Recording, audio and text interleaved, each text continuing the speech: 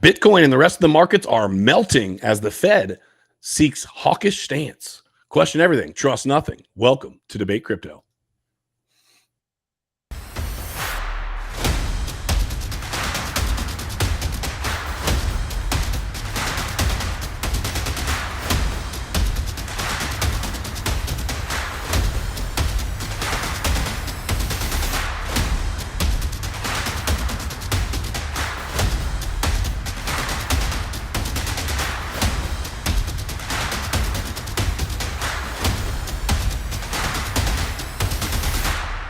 It's your boy, CryptoKeeper, here for another episode of TA Thursday Around the Charts, where we bring the best in the business to hit you with that TA love.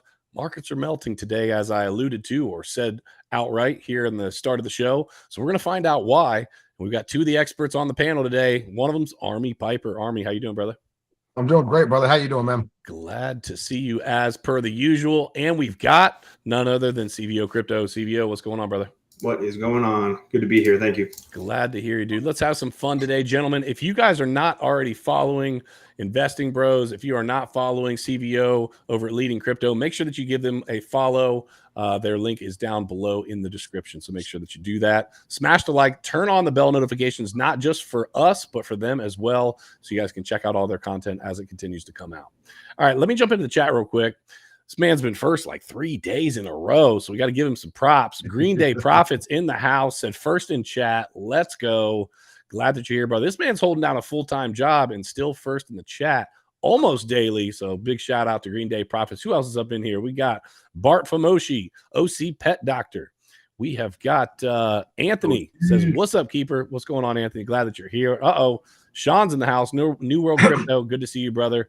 And then Andre Britz says, gentlemen. Well, that might be an assumption, but we'll go with it. We appreciate it. We'll take it. All right. Let's jump into the markets. Let's see what's going on over here. I think most of you probably know, if you've been paying any attention, things are looking a little shaky, but we're going to find out why. Let me update this. The global crypto market cap is at 1.11 trillion with a T dollars. That's down 3.79%. Ouch. Bitcoin down below 28K. At 27,843, down almost 4.5%, over 5% on the week.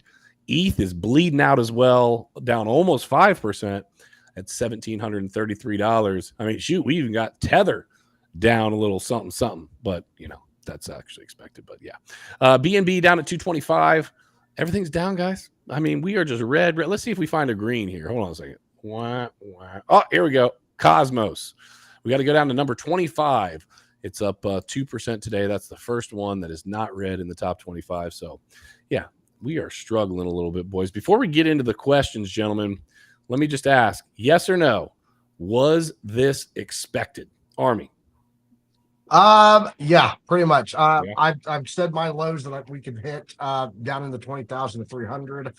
20,300 low, 25 mid-range. But on Monday on Investing Bros, Tim, myself, and T-Shroom, we all do a highs and lows calls for the week. Yeah. My low was 27,900. So Ooh, yeah, currently sitting about $40 below that right now. So hitting it. CVO, expected or unexpected? Yeah, I'd expect it. I was hoping to get one last little push up to kind of grab a short, but we had those two chances already. So, but yeah. Looking down, I think on our last show too, we were looking at a couple of areas, that 26K region, and then the gold pocket just below, but we'll get into it. But yeah, I mean, it's very technical in my opinion as well. Yeah. Well, I'm looking forward to getting into it. Again, everybody smash that like if you haven't already. If you're just coming in, welcome. It's Around the Charts. We're going to dive into it. I'm actually going to start off. We're gonna kick it off with an article here real quick. I just want to touch on it. It says Bitcoin and Ethereum dip after the Fed hints at more rate hikes. Crypto and stocks saw a decline after the U.S. Federal Reserve reaffirmed its aim to bring inflation down to its 2% target. So we are just absolutely chasing after that 2% target. They apparently are not going to stop. So let me start with you, Army. It's been Bitcoin, right? It's been so boring. People are falling asleep at the wheel. Yet last night and into the morning, we see a big move to the downside. Do you think that, as per this article that I was just starting to read, do you think it's a result of the Fed's hawkish stance to return to that 2% inflation? Or are the charts kind of suggesting that the setup was going to happen all along? Yes and yes. There Okay. was already we were already hitting strong resistances. So prices were already looking like they were going to have rejection because they couldn't. Anytime that you have a movement of a trend and it can't get through a level, it's going to keep coming back down, right? So obviously, we just had another rejection on the resistance again. Time for it to come back down. However, what I will say is when you throw, if you grease the ramp as you're sliding down it, guess what you're going to do? You're going to come down much quicker, and that's what it did. That information coming out from the FOMC minutes, which is actually from last month's meeting, that's where they really put that that grease onto that ramp, if you will. But there's some other things going on though, Keeper. I've been trying to talk about this over at Investing Bros for about the past week and a half, and talking to my friends. China's getting ready to bring the hammer down on the global economy, brother. Ooh. They've got Country Gardens. Country Gardens is their one of their big real estate. Remember Evergrande, the whole collapse of Evergrande, how it played out on the economy. Yep. Country Gardens is 4 times bigger, bro. It's 4 times larger, and they are about I think like a week and a half away from defaulting on a $1.9 billion payment, bro. Ouch. Yeah, it's way up there. So on top of that, you've got China just stopped reporting on younger employees. It's like at 20.1% unemployment rate for young people in China. So they've stopped reporting on it because that's how you get rid of the problem in the Chinese way. That's the American way sometimes too. Sometimes. We're gonna sweep this under the rug. Don't worry about the lump here in the middle of my Persian. Okay. Yeah, exactly. So you got that going on, and then on top of it, no one's really buying because they're all holding to find out what's going to happen over there with their real estate market, right? So a lot of the GDP and a lot of the money that moves annually in China is in their real estate. I want to say it's something like 70% of their GDP is real estate. So there's a lot of uncertainty right there. On top of that, no one's really buying, and they can't get enough production out. Or they can't get enough purchasing for the production that's going on. I mean, so they're literally exporting their deflation in China to the United States. That is the plan. Hold on. How are they going to do that? Because no one's buying the stuff, so they're going to export more. You know what happens when you flood the They're basically going to flood the markets? Do you know what happens to inflation, bro? Oh, yeah. It's going to cause even more problems. Oh, boy. Yeah. So, I've got a bearish outlook for about the next 3 to 5 months until I figure out what's going on in China. Okay. Yep. Are what was anything? So you said yes and yes. You got anything on the charts that were that you want to pull up and kind of show me what that was looking like? Yeah, go ahead and throw it on there and let me take a look here. So first off, let me go back here to the Gaussian channel, guys. I told you a couple of weeks ago here on the show with Keeper and CVO. Hey, shout out CVO, man. It's good to be back on with you again, man. we always just sit here and talk. We never talk to each other. So how's it going, man? So yeah, I showed you guys this last week. We were above the Gaussian channel here. We had turned green on the weekly chart, which is a very bullish thing. But I did tell you that we could come all the way down to like 24,300 range, which would give us this median, or we could still keep it green by coming all the way down to the bottom of the Gaussian channel, which would be about 20,300. CVO, where is that CME gap? I never remember it. I know you do. Like 19.7 to like 21K. Yeah. So somewhere down there in that range at the bottom of the Gaussian channel is another is a CME gap. So even if it comes down here, wicks out of it, closes the candle back in, completely acceptable on the Gaussian channel. But right now we are pulling back into it. Go over here real fast, show you this, and then I'll show you how I saw that we were coming down. You can see right here. Still on the horizontal channels on the channel fibs here. I told you this line here at 25,300, kind of what I'm watching. The real big important one though, going to be the 786 diagonal here. If we look at where it's at currently right now, that's going to be about 23,800. So if we come down to the bottom of that Gaussian channel that I'm talking about here, we could be in for a whole lot of trouble because, as I've said before, if we break the 786, you have to assume that the next layer is in play, and that would be down here at about a $10,000 Bitcoin. Oh, what I'm watching for, though, because I'm not super bearish. Even if we broke this, I still think that we would probably catch somewhere on the point of control, somewhere on the value area low, which is between 15.7 and 16.8. So I'm going to tell everybody on the show right now, we hit a 10K Bitcoin, and to heck with what my wife has to say, I am leveraging my house. We hit 10K Bitcoin again. I'm just calling it out there right now. Just get it, bro. So here on the daily, just to put this up here. So we had this range here. Let me put a horizontal line on here for you, and you'll see where that's at. It's going to be somewhere right in the $31,000. There we go. $31,000 range has been this rejection point for a long time here. Okay. If I go in, I think it's on another chart. I've got a where you at charts right there. I think I got a Fibonacci in here also that's somewhere in that range up there too. Army, looking at this is, I'm sure everybody, or maybe some others are looking to it, but what would that measured move of that head and shoulders bring everybody down to if that breaks down? I'm just curious. Oh, that we're looking at right now? Yeah, I see that. Yeah. Well, actually, it's not like a bigger thing thrown out there. I don't really look for that, but that's pretty clean if you've ever had one. Yeah, it is. Yep. So there it is. Yeah, I found it. Let me go do that, and then I'll pull that other one up, and then I'll go over that because I got a bunch of things going on. A lot of things going on in the market charts today. There's so that would be on that breakdown from the high down to that low.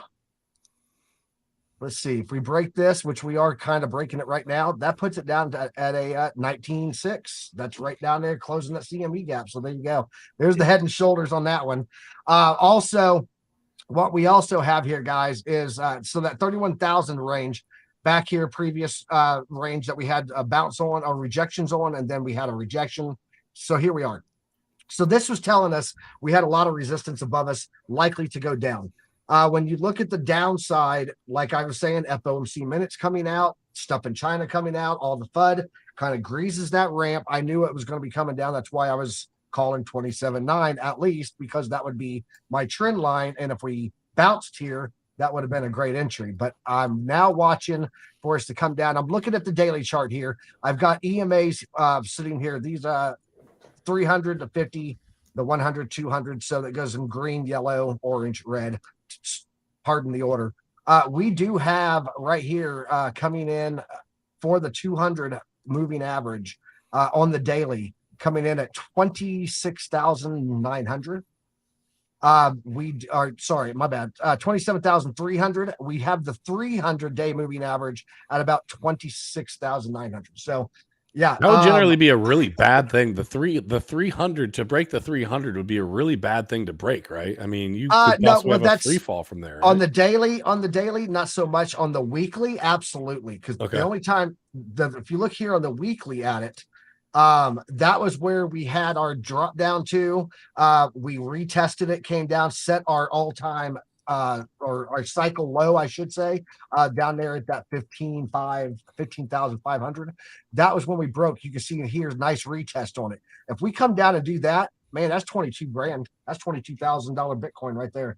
Yeah. So looking at the weekly right now on the weekly, guys, just so you're tracking, we are catching right now on the 100 right here. That's the yellow. And then also our money flow does look like it's about to come back up.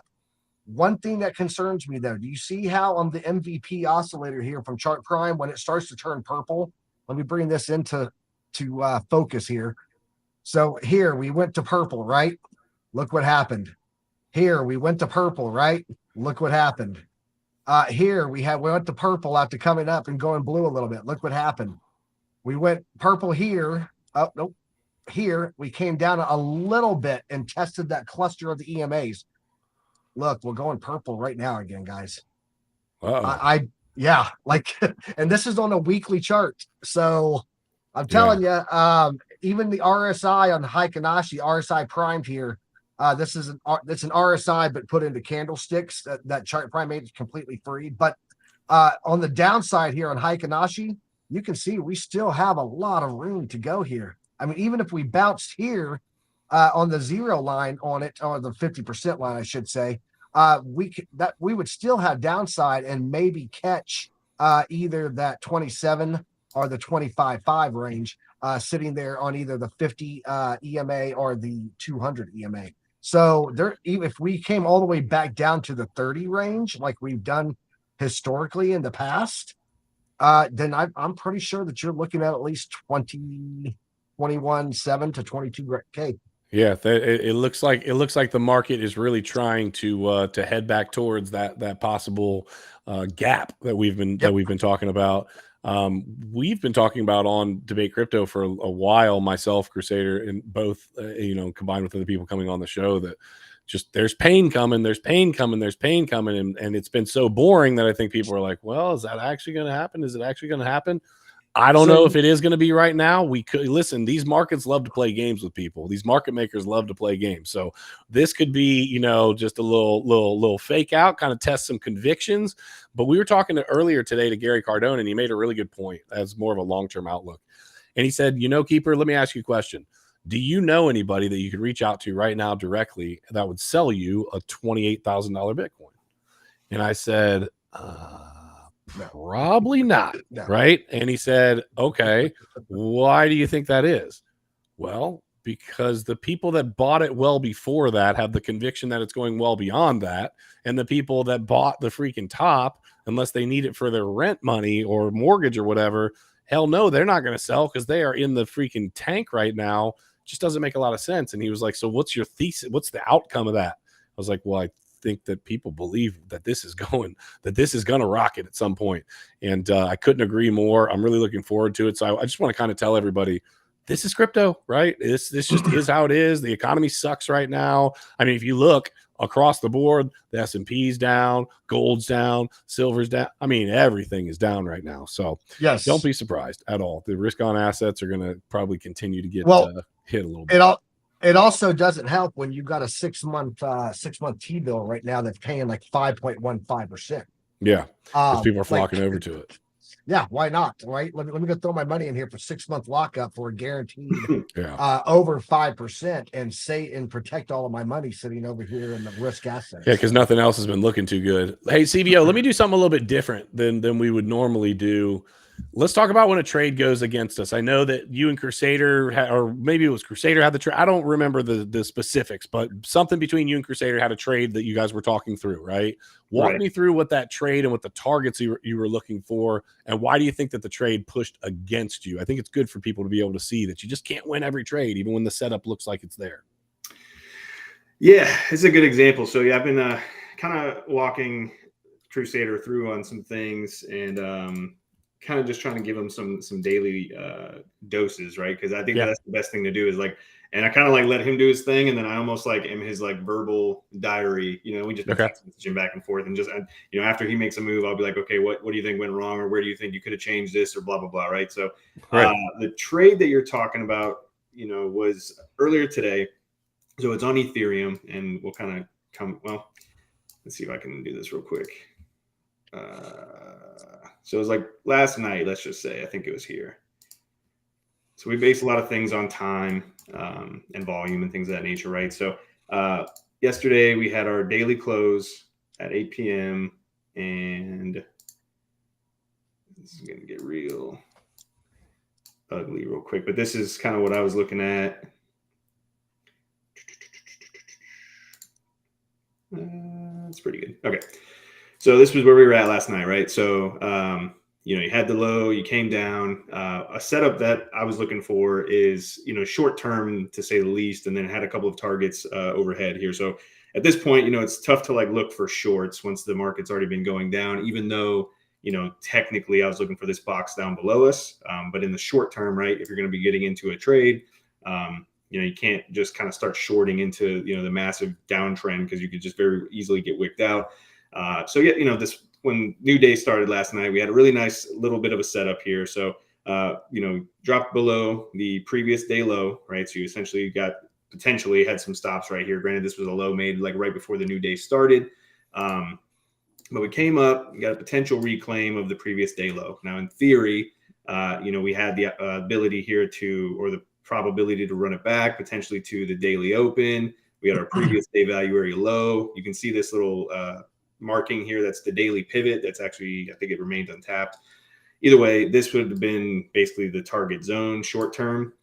And then you could have, took a profit if we got it, right? Get to reclaim a previous week low, TP. And then realistically, we had another setup in play called the Dalton, which a gentleman named Dalton essentially came up with this statistic that if you close outside of the previous day range, if you open the new day outside of the previous day range and you re-enter the range after 2 30-minute candles, there's a high probability to rotate the range. In crypto, at least the point of control does tend to come up more times than not. You might not actually rotate the whole range in full. So that was kind of like the thesis behind, this potential little short-term trade. Stop loss, obviously below the low, which this was a little bit deep, right? Like a 1%. So not too much leverage, really not even too much capital into this. This was just, maybe make $200-300 today, right? Yeah.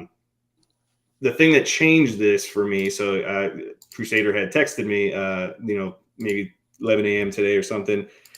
And he was like, oh, we played the price action here. So you had this little bounce around here. And realistically, this previous week low is really what you want to see claimed. But at the moment, you were back in the previous day. You were living above the VWAP, right? So we had a little potential to kind of move it up. But like I said, you kind of have to know your limitations here. And if we did lose this low, I said, if we lose that low, it's going, into the box regardless. So that was a pretty big drop. So we continued, and we actually ended up losing previous day low right here. Right, got a back test. Oh, previous week low right there as well. So this was kind of like the warning signal. Got the back test, lost previous day low. Now we're below the VWAP. To me, I cut it right here, and I was like, it's not worth it. At this point, we're probably gonna head down. I was like, otherwise, I'll just wait to see how either we reclaim previous week low, reclaim into the range, something like that, or even just wait till the end of the day, let the price action kind of settle. Short-term stuff. The other idea was waiting for lower, right? So this was the bigger box here, which has been the area that I've been targeting for ETH for I think a couple weeks now. Right below us here. So we had what's the top of that box? 1750, 1760, something like that. Yeah, 1720, which is literally where we ended up just plowing straight through today. So that was the play, I guess, the play-by-play. I hope that made sense. But yeah, it was just short-term little trade, not much risk, honestly, because we had a bigger risk of just kind of melting down a little bit more. Other aspect at hand is, and this is what I tell Crusader all the time, because he's looking to trade alts, and realistically, you have to be paying attention to Bitcoin so much always that it's like if you're starting off with trading, and if you're going to be introducing any kind of leverage, which it really isn't recommended, but if you are, I really suggest doing Bitcoin only, because otherwise you'll have to pay attention to it so deeply. And at the same time, when I decided to cut that trade, was not only was Ethereum kind of living below a bunch of areas, but Bitcoin was kind of like just floating around in the middle of nowhere with just, the next major area at the time. So we were up here this morning, but the next major area is all the way down here. So it just had a couple of things going for it. And then it played out, right? So I cut that, like a 0.16 loss. And it was more so just like an example for Crusader at the time. And then obviously the trade would have went the other way. So aggressively could have looked at, Ethereum and saw that back test off the previous week low and took a short potentially. I just, at the time, the risk didn't really outweigh it at the moment. So I was just looking lower. So now I'm, looking for longs potentially in this region here. So it's kind of where we are there. So let me ask you, somebody asked in the chat, I'm going to pull it up right. There you go. Right. That's here. what I was going to bring up. Right here. So why don't each of you just maybe not like a long drawn out, but just kind of a thesis on all of each of you do it. CVO, since you got the chart up, you can start. Show me like a short-term trade on this, what you'd be looking for. I know this is off the cuff, but yeah, it's a bit off the cuff. And, honestly, it's something we kind of have to monitor at the moment, but like a simple answer would be, and this is more, no leverage, just like, if you were looking for the next move here, there's potential. So what I'm looking here is the June range, right, is what I pulled up. And I really tried to clean this up pretty nicely. So I got the, major box of the region where I'd be looking for, pay attention to down here. Obviously this was our high. And you can see how we just swung into it. Front ran one target by like $200 or something, but essentially, the move was made. So below us, You can see all the volume, right, is about to be, came into here, the next high volume node. We've got the gold pocket. There's an untapped monthly level here. So this is bound to offer up a short-term bounce. And potentially, when looking from, we got this gold pocket here, right, which is the statistical retracement from the current low to the current high. And essentially after that, you can just draw up another one, right? So we got a high, and let's just say we make our way down to this region. Well, now the gold pocket actually comes all the way back up to that little region we were targeting beforehand anyhow. It's also the range high here. So potentially, right, if you had a move into this region, you might get a bounce, and you can do a little short-term gold pocket in this region. We obviously have some other areas to pay attention for, but I'm just going to keep it simple. So yeah, I'd be looking for a bounce in this region. Whether it makes it all the way up to here is the question, but definitely a bounce play coming in just below us at about 27K. But ultimately, I am looking to come down to this region, right? So about 25.9 is the next major play for me. You could just see, you're saying basically that you could possibly see a little bounce in between, before that, that ultimate drop down into the 25. I mean, and that could potentially be all the way back up to 30K. I mean, think about how excited everybody would get. On top of that, the gold pocket, like everybody would think like, oh, we just came down to the gold pocket and got the bounce, the reversals in play. But I would be cautious in that mindset. So I definitely think that 25.9 is coming in the next coming weeks here. Okay. What about you, Army? What you got? Yeah, I don't do a lot of short-term trades. Okay.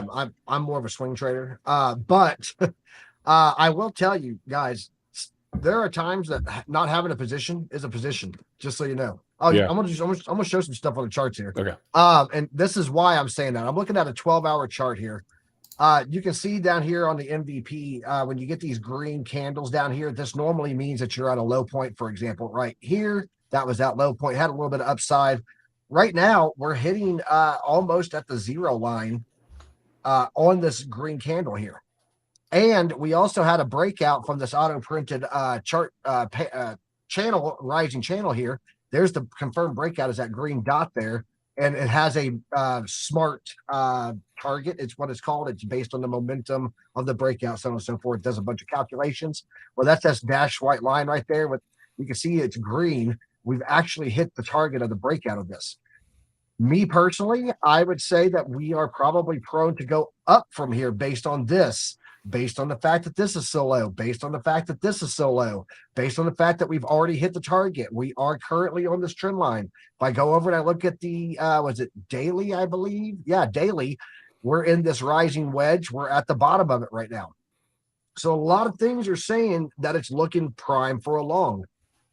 Fundamentally, it is not, though. And so when I have fundamentals fighting with indicators, with technical analysis versus fundamental analysis, I typically sit back and wait. And sometimes that is okay to do. But I want to address psychedelic astronaut. Yeah. Right here. Yes. Because he said 15x all in. Well, hold on. He said this first. He said, my trade's going against me right now. Should I scold it or coax it to cooperate? I'm at a loss. He said he's 15x all in. I don't know what that means, but I asked him. I'm going to walk through that because I asked him how leveraged and how much powder are you still holding, which means what percentage of your total account did you go into the trade? Right. Yeah. And what is your leverage? So what is your risk level, right? My recommendation on something like this with the liquidation of 26,933, I do think we're going to hit that. And 15x is a little higher than my comfort zone. I typically tend to stay between 8 to 10 max ever. What that means on a 10x leverage is that it would take a 10% move, 10 times 10 to equal 100% for a liquidation, right? So 15x, it's not a lot, man. You don't have much wiggle room there. So yeah, it's a little bit less than a 7% move, and it's done. Correct.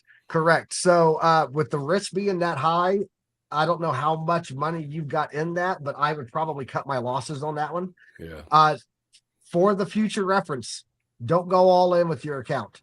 If you feel like this is a good point and it's going to keep going up from there, put in a percentage of it, 10%, whatever, to your leverage. So for example, if you've got a 10x leverage and you go 10% of your account in, and you do a 1 to 3, you're actually giving yourself a stop loss of 1 to your 3 target, right? Because you can throttle, you can effectively drag up your leverage, right? You can throttle that as you trade, right? Correct. Or you can also on retest add into your percentage on the way up, or onto your percentage of your account. Yeah. It also gives you the ability to DCA in on the way down. And give yourself an even better entry. So there's a couple of things that ways to handle that one. The last one is, and this is not usually recommended for 15x, but if you're on a lower leverage like 8, 7, something like that, 7x, something like that, you can always close out half your trade, which is only taking half of your loss if you think it's going to go back up, but you have the rest of your money to DCA in later if it does continue going down. It's a little bit riskier than just closing out your trade and taking your lump, but there's several ways to handle that trade. But me personally, I not financial advice, but me, I would probably take my loss on that and wait for a better entry below. Yeah, we've all taken beatings on trades. It happens, right? It's part of it. It's part of the reason why I actually asked CVO to walk me through that trade. Like it's gonna happen. But I think, and you hear it from the guys all the time, there's a number of different things that you can do to be a successful trader. One of them is risk management. And I think what Army's talking about there is saying, hey, going all in, whether you have $100 or $100,000, you're literally betting the farm on one move. And the reality is the best traders in the world miss it, right? It happens. And so don't beat yourself up too much about it. But I think what Army was saying, what CVO was saying, like there's some ways that you can kind of offset some of that and be smart about how. Now it's probably going to take some more time. It's probably going to take, just like anything with trading, right? You got to be committed to the actual trade. You might be sitting at your computer more.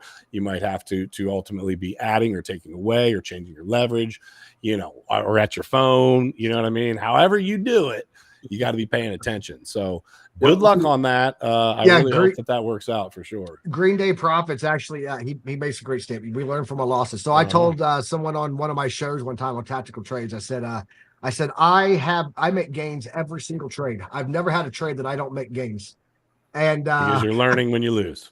And I said, and the way that is because I'm either gaining profits or I'm gaining knowledge and wisdom. So no one likes to hear that when they lose a trade, right? That's a crappy thing to hear. But the reality is, it's true, and it's true in life too. I'm somebody that has learned all of my lessons, every single one, the hard way, right? And so, you'll be better for it in the long run. So good luck on that trade. I hope that everything works out. Hey, make sure that you guys have smashed the like if you haven't already. We've got about 40 people in here. Make sure you're following Army. Make sure you're following CVO. Their links are down below. And if you're looking to check out Chart Prime, we've got a link for that. Army is the first 30. Is there still a deal on the first 30, or what's the deal right now? That was a 2-day special. Okay. But you get 30% off with your link. 30% off. Okay, cool. Yep. So yeah, if you guys want to check that out, there's a lot of tools in there that are like walkthroughs, tutorials, where you can really just figure out live education 5 days a week. There's a 1 hour class every day of the week, Monday through Friday, on the Discord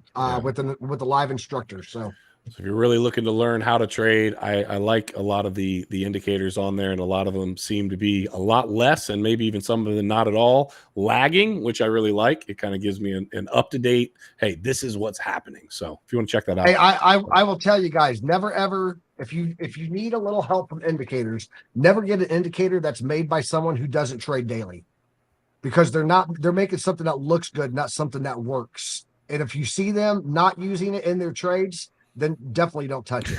I only know of 2 companies that literally have people in the business that are trading on their indicator every day. That's CryptoFace and me from Chart Prime. Yeah.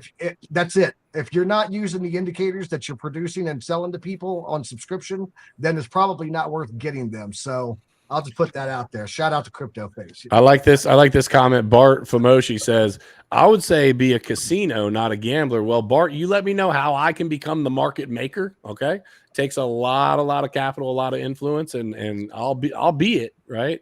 But for now, unfortunately, we got to jump into the casino sometimes. All right, let's keep it rocking and rolling. Let me jump over. Let's talk a little bit of strategy here. So we have an article that I'm going to pull up right quick. Just going to touch on the headline here. Yeah. Bitcoin and Ethereum are now less volatile than oil. The summer doldrums are hitting Bitcoin and Ethereum hard, dampening the asset's historic volatility to multi-year lows. Now, we obviously saw a nice little dip overnight into today, but even still, with that being said, less volatile than oil right now, which is crazy to me, right? So let's talk strategy. So Army, Bitcoin and ETH, this super low volatility. A lot of times traders will tell you like volatility is your friend in many instances, obviously as it relates to trading. It is. Talk to me about some good strategies trading wise when volatility like this is low. So look, when it sits in that sideways grind, when you can drop a regression trend onto your chart and it just captures that whole sideways crab crawl of candlesticks, something's about to happen, because you'll start to notice that the Bollinger Bands get tighter. You'll start to notice that your momentum clouds get tighter. Everything starts to get really tight. And when you have that happen, that's typically when you see this massive either breakout up or breakout to the downside. When it's in that sideways motion, I like to start dipping my toe in the water and getting set into which way I think it's going to go. And because it is so tight, it's really easy to set a stop loss on that other side of that tight movement, right? So I'm very prone as a swing trader to get into the boring time. That's where I want to start getting the exposure. You'll almost start DCAing in with a stop loss that's decently tight on the bottom of a range or whatever. Correct. Interesting. Okay. Because usually, like, if there's a lot of things saying, hey, look, this breakout's probably, like, I was in all those longs 2 weeks ago. Remember that? I was profits on everything. I hit shorts then on everything when it had the rejection at that 31,000 range, or 30,500, I think it was. Yeah, 30,500. Where's it at here? Let me look here. It's 30,100. So when it hit that range there, it's what I reversed, and I showed you I had all of my longs in profit still and all of my shorts in profit. And so I closed out my longs. I let the shorts ride. And then about this weekend, I closed out some of my trade, left a little bit of exposure because it was kind of getting that sideways grind there. But I knew that there was going to be a comeback to the downside. Well, I didn't know, but I had a strong suspicion. And I just set my stop loss right back up right above my short entry. Like, if it comes up there and closes me out, at this point, I've already taken a little bit of profit on my shorts. I just set it really tight there. And so I'll let that sit there and ride. And I'm going to ride this probably until I either get a confirmation above the trend line. If you want to show the chart, I'll show what I'm watching for here to get out of these shorts. But it's once we get a confirmation of a retest here on the daily, I'll close out the short, or I'll start looking to close it out at 27.3 to 26.9 on the moving averages. But right now, I do want to point out on the daily, we're in the rising wedge. If we have a breakout on this rising wedge, guys, 70% of the time, a rising wedge will break to the downside. 70% of the time, it works every time. And if we take a look here, let me do this and then get off my extension here. There we go. Let's see what this would be here. Ouch. Yeah, looking at like 21.6, 21.7. We keep coming up to conclusions that get us damn close to that CME gap we keep talking about, right? Exactly. So yeah. Again, I know you guys want a short trade from me. I don't do a lot. I'm not a scalper. I'm not a day trader. I am a swing trader. But overall, I would be looking for don't be afraid of that sideways grind action. When there's low volatility, that's when you take a look at the charts and really get an idea of where your solid levels are. Like CVO, I love his charts. When he pulls up his charts and he shows, like, this is yesterday's daily close, this is the weekly close. He is looking at where are the solid points of influence on the price action, and that's what you got to do when it's in that sideways motion. Well, let's talk about that, CVO. What kind of give me a little bit more input on that exact same question. When volatility is low, how do you handle it? How do you and Magic kind of talk through when things are just kind of just really like dull? What do you like to do? Yeah, I mean, you could pull this up real quick. So I mean, it got really dull the last couple of days. That Saturday, Sunday, like right here, was pretty tight. Otherwise, though, I mean, this is the 15-minute chart, so that's why it looks all like it's a ton of things. But this is like going all the way back to Monday the 24th, right? So you can see all this price action, right? And like looking back, obviously hindsight, it's like, oh, you just long here and you short here, and you it's easy. Just buy the lows, sell the highs. Yeah, exactly. Go for it. So when you're looking at this live and trying to make this actionable, it's very I'm not going to say the word simple, but there's a couple simple things you can do to outline some areas and some regions to be aware of and to identify if that's something you want to take action on, right? So I'm going to give a really good example. So for today, and this is one of the things that I was talking to Crusader about as well, is once you get some really volatile moves going middle of the day, if you're not in a position already, or especially if you get stopped out, right? The biggest thing is that people will try to chase and revenge trade the shit out of everything, right? They're gonna trade. You get stopped out on this move right here, you get back in and along, stopped out again, you get back in and along, stopped out again. Like it happens time and time again, only to fall just another 1 or 2% and then run it back to your target, right? That's the key. So one of the biggest things I like to say is, like, especially a day like today, we haven't came into key levels for Bitcoin. So I would imagine we're going to come in and meet these regions. B, otherwise you'd want to see some things regained, right? Some ground. I'm not going to cover that, but how can you kind of manage this day to day? Like if the stock market, I like to refer to the stock market, guys, right? Because in crypto, everybody gets so wrapped up in, buying and selling and trading crypto, thinking that if they sell out, now or whatever, that they're going to miss out on the 50x, 100x move. And the potential of Bitcoin going to 100K or all these things, right? And when you look at somebody, if you're going to actively be trading, you never hear stuff like that out of people that are trading Tesla and Apple, right? They're looking at today, what's going to be the payday. I'm looking for a 1 to 2% move or whatever the case may be, and I'm out, right? So you obviously have your long-term plays, and then for a short-term move, like Piper was saying, right, we utilize a lot of timing. So looking at the previous day range, once that close, so today the daily range for today will close at 8 p.m. So all this price action, right, will give us a nice little value area, all the goodies, right? So that's going to look essentially like this, right? So I'd come over here from daily open to now. This is technically the developing day, so it's still got a little bit of time. It's going to be dynamic. It's going to change a little bit, but after 8 p.m. tonight, this is going to be set in stone. And going into tomorrow, aka 8 p.m. tonight, I can outline this previous day range, right? And then now I can start kind of mapping off some levels. Let's just say that this would be the low, right? Which it probably will be this little wick down right here. We do have some key regions just below us. And what you see all the time is, especially right into like a daily close or something, right? Overnight is what everybody tends to call it, the Asia session. Yep. You'll see that sweep, wick everybody out, and then you'll get a move up, right? This happens time and time again where we'll front run a major area. So you want to already have some sort of strategy in place where you're identifying key areas. We came down to it at this point, wait till tomorrow, aka 8 p.m. tonight. If you're not in a position, or if you got stopped out, anything like that, reevaluate, right? There's going to be a trade tomorrow, I promise you. And you can start mapping out what you're going to look for. So if this was tomorrow's range, I'd look for this, right? This would be an entry idea, is to come down, basically wick past the previous day close. Let's just say we come into these levels. And realistically, I mean, I wouldn't even be presetting anything, because we could very well wick down into this region. But if you see something where you come down, you get that wick and you close back above this level, that's the entry. Stop loss below the new low, right? You got take profit 1 right here at the value area low.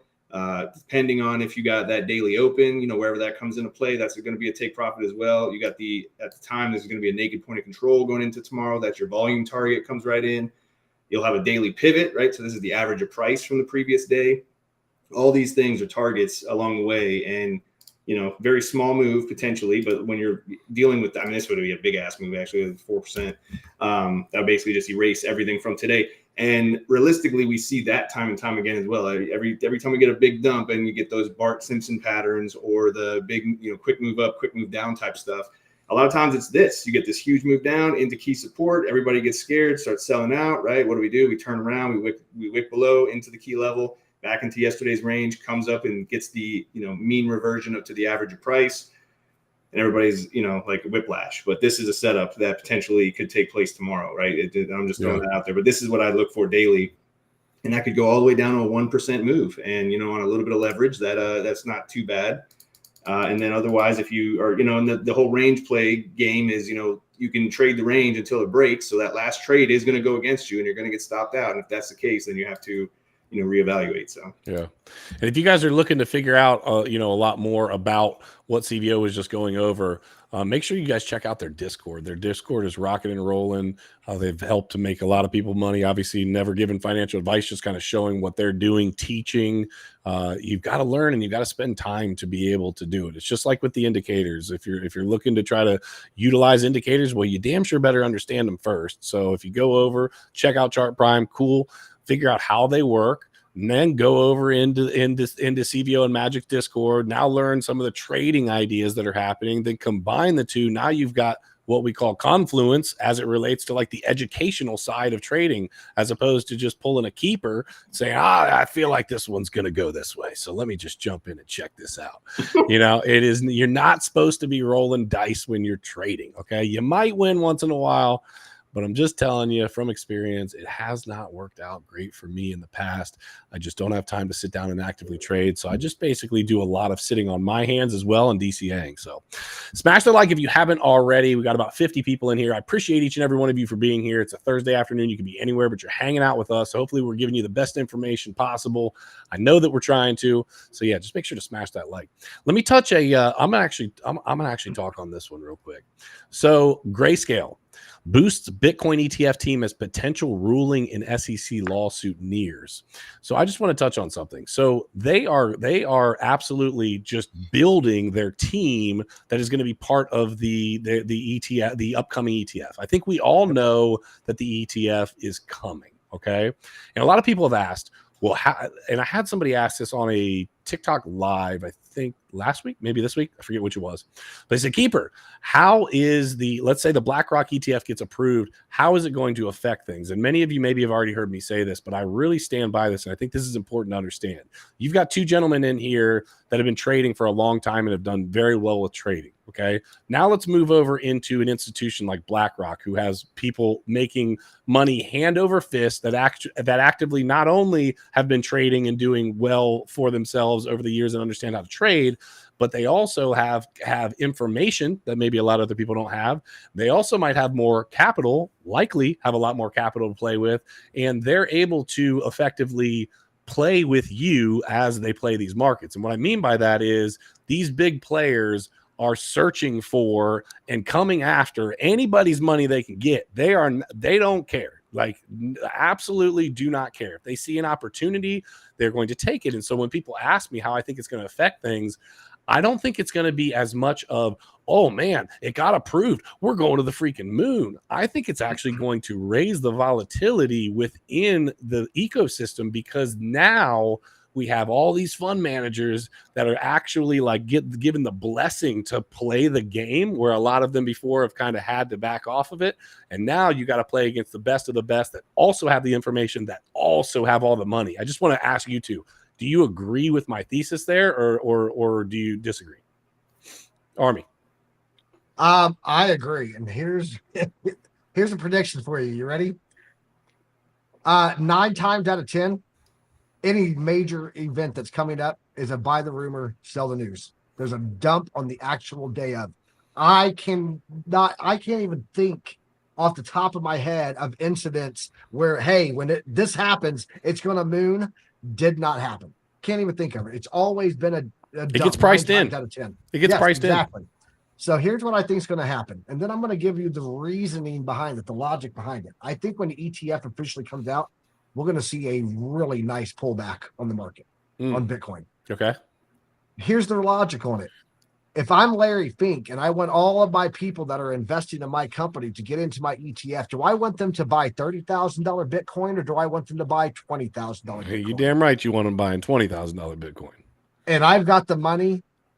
I would not be surprised if they have not been positioning in so that they can vacuum suck the market down as soon as it launches, so that all their people can buy, and then they take their profits and they buy back in. Also, they make money, their investors make money, and you thinking that it was going to go up and rocket and throwing your money in right before it launched are the one that's going to be giving them your money. So yeah, I think I totally agree with you. It's the game, right? It's the game. CVO, what do you think? So I'm going to go a little contrarian to that, and I think it'll have no effect. Honestly. No effect. Okay. But the reasoning about that, the way I think of that is that I'm never going to be the one. I'm so bad at the news, man. Like, or like in my opinion on that, or like even kind of trying to correlate it. The only thing I can say is like, obviously timing is of the essence when certain news releases.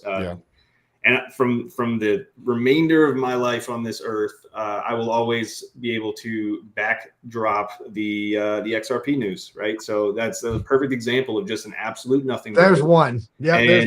And you know, like it was just like that was the biggest, like that is what happened with XRP, whether or not that is like the, you know, end all, like, oh, it's officially dropped or whatever. That's the equivalent of an ETF dropping for Bitcoin. How can I forget that day? That's the day I made $11,200, Keeper. So, you know, I think that it'll be something similar to like when Coinbase got listed on the stock market. Oh, and it was kind of that like was a freaking blistering day, dude. Yeah, but it was like kind of towards the high, right? Like, and we still had a little bit more time where the price action was going up though, and it was like, oh, Coinbase just got listed. It's just like one of those things that like kind of adds to the good news at the time. Yeah. I think that, you know, it could be potentially something like that kind of gets dropped, you know, maybe middle of the next, you know, bull run or towards the end, but maybe not right at it, or yeah, I mean, I'm not the best to answer that one, I guess, but I could see it almost having really no effect depending on your strategy, in my opinion. So yeah, and I like what you said about timing too, CVO, because the whole the market as a whole, just the market structure itself definitely plays a part in that. I mean, if we're in the middle of World War III and it's like, oh, BlackRock just got approved for an ETF, it's going to be like there's bombs exploding. Okay, so like we're not too worried about it, right? So I do definitely agree with that as well. One big thing I always point out with like news, especially, is, you know, at the end of the day, what are we doing? We're building out data over time, right? If you look at we look at Bitcoin charts, it's short-term stuff. Realistically, even if we're looking at a year or two out from now, it's really small ball, like compared to like looking at something over the course of decades. But when we look back, even days like or, you know, let's just say there was news today, and maybe there was that I'm not even aware of, but you look back, and I'm going to view the chart the same way. Whereas, like I said, we're in the June range. We have a couple of volume targets below us, things of that nature. We have some technical regions that we, you know, would retrace to. 20 years from now, when I look back at this little region of the chart, that's what I'll be looking towards. And, you know, I'm not going to go and Google what the news was that day. You know what I mean? Like, and that's what I always kind of bring up is like, you know, the news is really just today's excuse. Like, that's just what it, you know, yes, the correlation is going to be there with timing and things like that. But I don't know. It's something I try to really not get too wrapped up in. And I think the news makes everybody emotional. When you think of the emotional side of the, you know, the fear and greed aspect of things, it is always going to wrap, you know, everybody in with news.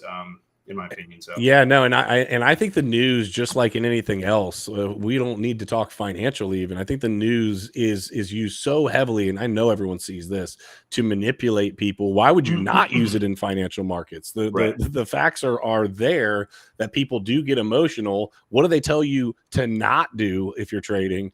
Don't get emotional. So what do? Let's add in some emotion right here so that we can, you know, play with these markets effectively. And so, yeah, I totally agree with that. There's a lot of games at hand that get played, whether you realize that they're happening or not. They definitely are. All right. What were you gonna say, Army? I saw you, but I thought you were about to say something. Yeah, I was gonna say, just do like I did. Just join the military for 20 years, have toxic army leadership above you all the time, go to combat 4 times, and then come home and start trading. And then just start trading. You're dead inside. There's no emotions. So that's right. You have lost. And if bombs do start dropping and they recall my Keeper, we will do a live stream from wherever we're at in the world, Europe, Poland. You know, on the border of Poland, fighting the Ukrainians. We'll be live streaming with freaking GoPros on, right? With GoPro, yes. Combat Crypto. Crypto. Smash the like if you're ready for Combat Crypto. I got to tell you, I don't think my family would be looking forward to that live stream, but you know, yeah. We'll pray that does not happen. All right, so let me kind of end the show. Let's wrap up the show with a couple little fun questions for you guys. I don't love asking these, but they're just kind of fun sometimes. So let's do this one first. So tell me this one's not the one that I was saying that I don't like doing. So forget that I said that for a second. Both of you, tell me a simple strategy that you use to manage risk that maybe you don't hear people talking about every day. Army, you can start. Okay, so I kind of laid this out a little bit. So here's my plan. I'll let you guys all know my 5-year plan. It started back in 2020 when I started accumulating a lot of Ethereum.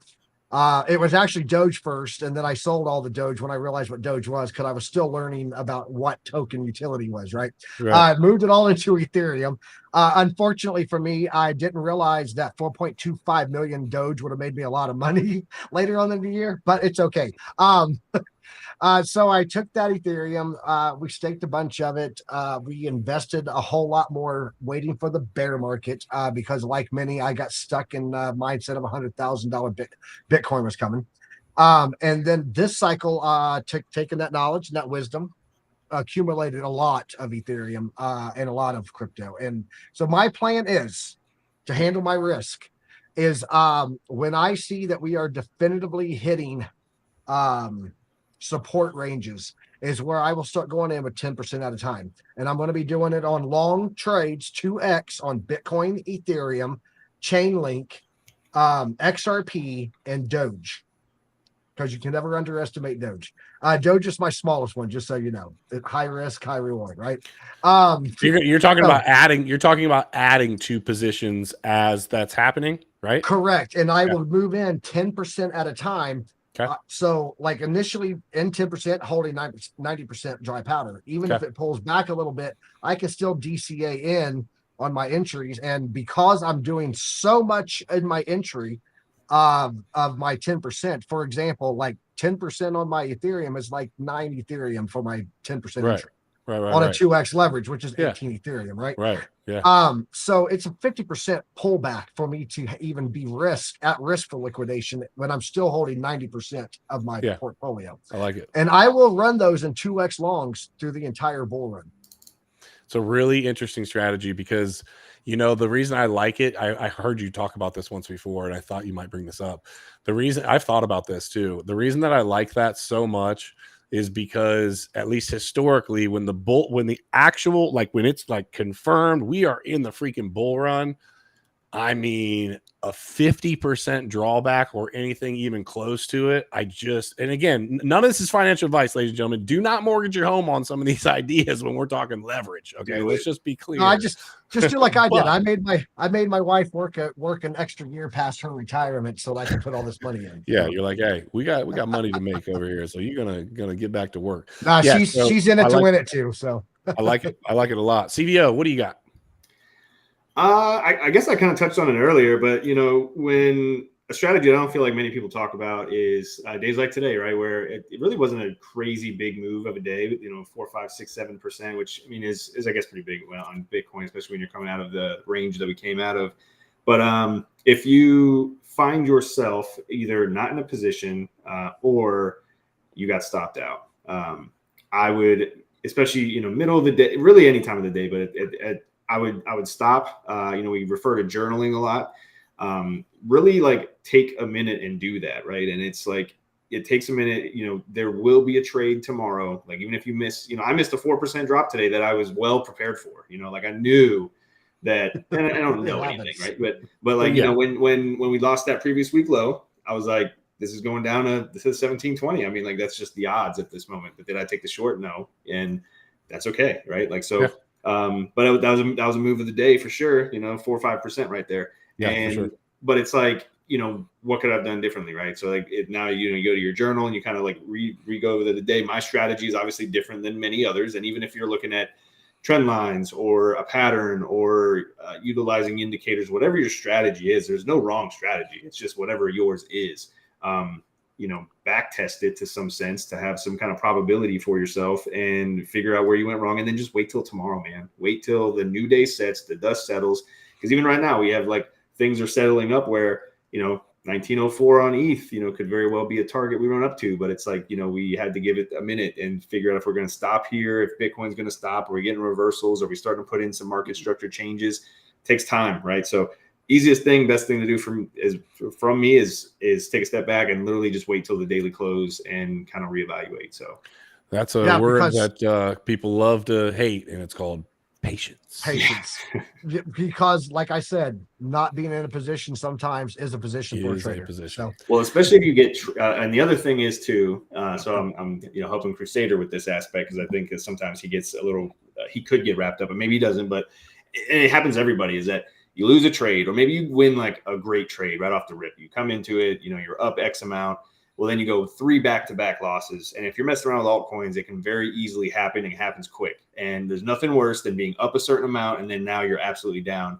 And then the quick, it's like, should I enter now? Should I enter now? Should I enter now? Should I enter now? And you have that mindset that, you've already lost a trade. I got to get it back. You need to make it back. So what do? You increase leverage. You don't use stop loss, and you're pulling and praying at that point, right? So revenge trading. And so then it's just I would say treat every trade like you just won the last one. Because that'll make you think, like today, that one that I cut the loss on, whatever, could it have ran? Maybe, but like I was like, yeah, it's not worth the risk. And it's like, I'd rather lose 0.1% than, the whole stop loss, which was, whatever, going to be 10% at the end of the day. Yeah. But when you have that, that mentality, like you have to catch that move or you're going to miss the move, it's going to jack you up and you're going to literally blow up an account that way. So yeah, I would just treat every trade like you just won the last one, right? Because that's going to make you not as worried about like making every single penny you can.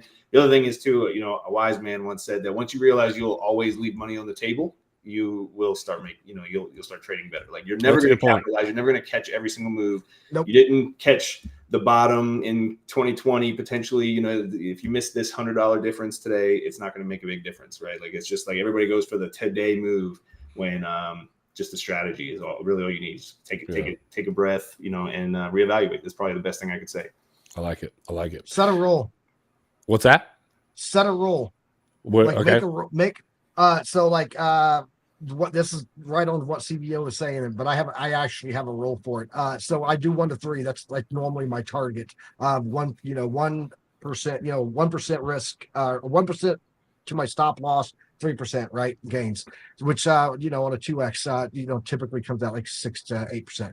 Anytime that I have a 10% gain or a 2.5% loss, I don't trade for like 3 to 4 days minimum. Really? 72 hours at least. I will not touch another trade. I don't care what's going on in the markets, because it removes me from any emotional residuals coming from the last trade, and I make it a rule. If you have a really good trade or a bad stop out on your stop loss, step away. Mine's dry swing trades, mine's days. Yours might be, I'm not trading for the rest of the day. But make a rule, whatever it is, and stick to it. Be disciplined. So. Yeah, get somebody to hold you accountable.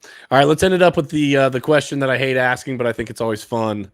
Gentlemen, just real quick, tell me a best case, worst case scenario for the rest of the year. I'm talking high number, low number. Let's just go on Bitcoin. High number, low number, rest of the year. Just if you were just taking a shot in the dark, we're not telling anybody to trade on this. Where I just kind of want to feel. I'll give mine too. Army, what are your thoughts? Low, worst case scenario in my mind. I'm going to go with 16,800, which would be the point of control on the going from the all-time high to the low of this cycle. If you put a fixed range volume profile on there, that's where the point of control comes in at. So that would be my worst case scenario, 16,829. For the upper side to that, I see somewhere in the range of about $46,000 this year. So cool. CVO?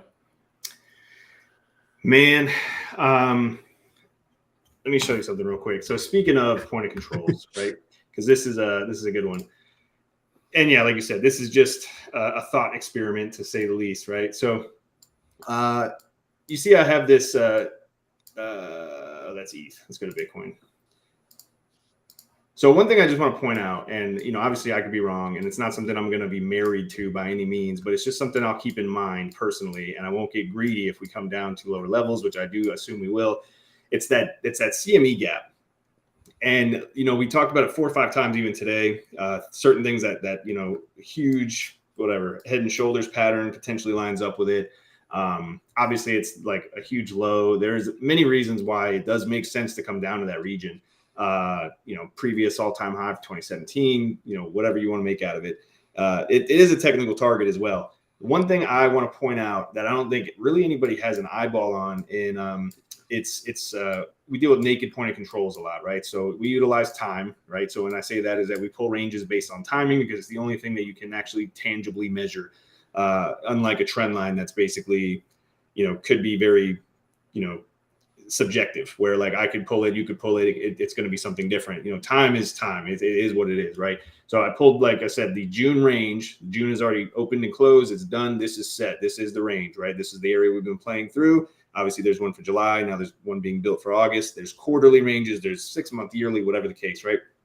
So I go off of the quarterlies a lot. And one big thing is, so when we have the certain time frame, so this is June, we left the area, the month closed here. So now we have this naked point of control. So when you leave the session, so for this example, it's June, you close outside of it, the point of control is generally back tested, right? So that is, and then until it is, it's known as the naked point of control. And that goes for dailies, weeklies, monthlies, quarterlies. Like I said, there's every time frame. Right. So right now, they're the naked point of control, which we're back in the June range. Okay, broke back in, got the back test. Where are we heading? Most likely over time, even if we come all the way back up to the high, we're probably going down to the volume target, which is that point of control, which at the time is naked. So it's a high statistical hit rate that it's going to get filled, 70 to 80%. And that's one of the things that, I look for, right? And shout out to Magic on this, because when, we look at certain things, the COVID crash down to exactly, 3,800, whatever, on the Bitstamp chart, I believe, was a back test of the Q1 point of control for that time frame. And so what happened in 2020 is you had that huge crash in February, March, I believe, and then you had the huge rally out of it. I'm sorry, beforehand, let me pull it up here if it has it. It was the 2018, right? So Bitstamp. I'm going somewhere with this. Trust me. You're good. I'm going to answer my question. A very long-winded version. It's a tough question for people like us to answer, CVO. It's okay. You do your thing, bro. But I wanted to point out just the reason why, right? So you had this region right here. So when we came out of 2018 and you had this huge rally, similar to what we, had now, and this is an old chart, so don't pay attention to what's on it, but you left a quarterly naked point of control from Q1 of basically 2019. So we came up, right? You had your gold pocket retest, you had all the things here. And then you came back down and essentially you back tested that naked point of control. Huge volume target, right? Just something to point out. And once again, not married to it, keep it in the back of my mind. Everybody's focused on that. And I say everybody's focused on the CME gap. They're definitely going to be focused on it, especially if we start making our way through. What's going on here? All right. So right now, Q1 of this year, we had this huge move out, right? And having come back to it, if you pull the range for the first quarter of the year, we've got a naked point of control right at 22,900. So I know we talked about that a couple times today. I heard Army mention it, but 22.9 to 22.4 is a big window for me. Like I said, not married to that being the end all be all, but if I was looking for a big area of fresh entry and willing, if I'm looking for the spot holds for potentially a couple more years, it's just me. I'm going to be willing to front run that 19 and 20K area if we come down to reach this. That to me would be a big deal over time. So to answer the low side, I'm going to go a little higher than most right now and say 22.4 to 22.9. And then high side, I think, into the 30s, 39, 40K is potentially possible. Yep. You're muted. You're muted, Keeper. Thank you. I heard my daughter crying in the background. Yeah, we heard her too. Yeah. I am going to actually go off of not technicals. I'm going off of good old keeper feelings here. No, actually for me, I'm going off of macroeconomics and what I see just happening around the world today. You hear me talk about it a lot. I could see a 15, 14-ish Bitcoin, and it would scare the living life out of people. Not going to lie. It would be scary for me too. But I would look at it as an opportunity for sure. And then on the high side, I keep coming back to this. We always have these big numbers that keep coming into play, and then we get stuck. 10K was a big number for a while, right? 20K was a big number. 30K was a big number. And so I think if they started playing games with us, I think 50 is too high, but I could see that 40K number being that number, right? 39 to 40, we start flirting with 40, it gets a whole bunch of hype, and then boom, they take it back. I mean, I don't know. I just see so many so many times over the years that I've been in crypto where I think I know what's going to happen, and I have no freaking idea, which is why I continue to DCA over the long term. Keeper, I want to know. I want to know if you. I want to test to see if you remember this. Okay. By the halving, I don't remember what I had for lunch yesterday. By the way, just want to throw that out there. We're going to test you out here. We're going to see. By April-ish of next year, we have the halving in that window, right? Yep, for sure. What does price need to be at if there's going to be a rally? What does price be an event? Yes, there's a price that it needs to be at. I talked about this to you last 2 weeks ago. What are you going off? Were you basing this off of? The difficulty level of the halving event on mining and what it's going to cost per token to be profitable. We have been talking about this so much because of this mining deal that we are trying to button up right now.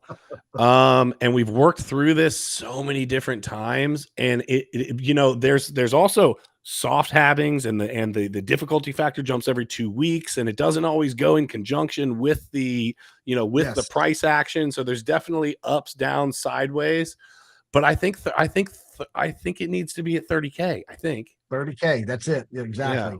Yeah. So the price has to be at 30,000 at the halving event, or it's not profitable. Or we got problems to mine. Well, depending on what their energy costs are, but yes, for sure. On average, yes. So if it's not at 30,000, then we've got a whole nother issue. But I suspect that it's going to be above 30,000 by next April. Yeah, at least. So if you get those low numbers that you're talking about, Keeper, that's the relevance part here, right? Yeah, for sure. If you get those low numbers you're talking about, you're looking at a 100% return by next April. Fundamentally, we were talking about that. When it hit 50. What did it hit? 15.5 or 15.8 or something? Yeah, we were talking about that when that was happening. But the reality is, and this kind of wind the show up, is that these markets feel, especially because you don't want the emotions to take over, but the reality is for most people they do, right? So when the crashes happen, I've talked about it a million times, how I bought the COVID dip. That was the best thing I ever did, was bought hard on the COVID dip. It's the scary thing to do because it's like the world's imploding, everything's ending. My mentality is if the world's imploding and everything is ending, I don't need my dollar bills anyway. So if I'm wrong, right? If that is what's happening, I know what I need. I got one sitting in front of me, and I got one in the other room, and I got one in the other room, and then I got food downstairs, and I got water and all of the things, right, that I need. Bitcoin and ultimately my dollars are not going to save me if that's happening.